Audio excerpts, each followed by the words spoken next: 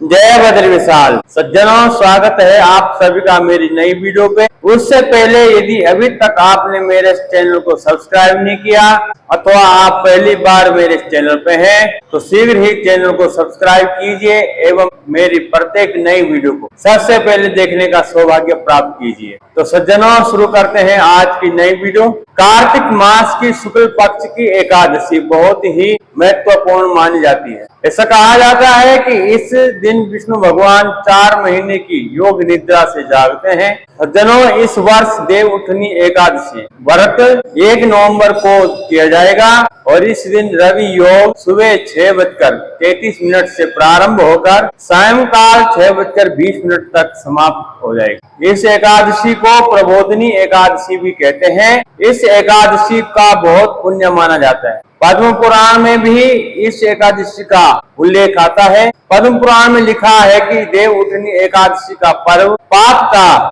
नाशक है, पुण्य कर्म को बढ़ाने वाला है और मोक्ष प्रदान करने वाला है। ऐसा कहा जाता है कि जो कोई भक्तजन सभी एकादशी का व्रत ना रखता हो, लेकिन अगर वो प्रबोधिनी को एक ही व्रत रखता है तो उसे 1000 अश्वमेध यज्ञ और 100 राजसूय यज्ञों का फल प्राप्त हो जाता है। सज्जनों, पद्म पुराण में यह भी आया है कि समुद्र से लेकर सरोवरों तक जितने तीर्थ हैं वे भी तभी तक गरजते हैं जब तक कि कार्तिक मास में श्री हरि की प्रबोधिनी तिथि नहीं आती। पुराणों में भी यह उल्लेख आता है कि प्रबोधिनी को एक ही व्रत त्रिलोकी में है जो वस्तु अत्यंत दुर्लभ मानी गई। सज्जनों, पुराणों में यह भी उल्लेख आता है कि प्रबोधिनी एकादशी व्रत वह है जो त्रिलोक में जितनी भी वस्तु अत्यंत दुर्लभ मानी गई है उनको भी प्रदान करता है। अगर हरि प्रबोधिनी एकादशी को व्रत किया जाए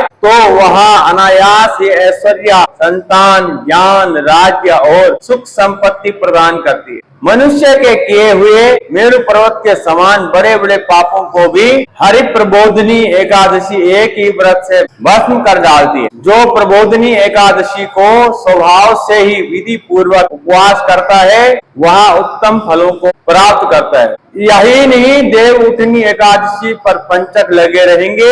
अगले दिन द्वादशी तक पंचक रहेंगे। देव उठनी एकादशी के दिन पंचक संपूर्ण दिन रहेगा, जबकि भद्रा काल रात्रि के 8:27 तक ही रहेगा। देव उठनी एकादशी व्रत का पारण 2 नवंबर को किया जाएगा। पारण हरि वासर के दौरान नहीं करना हो। हरिवासर द्वादशी तिथि की पहली 1/4 की अवधि होती है। तो सज्जनों, मुझे आशा है कि आपको मेरी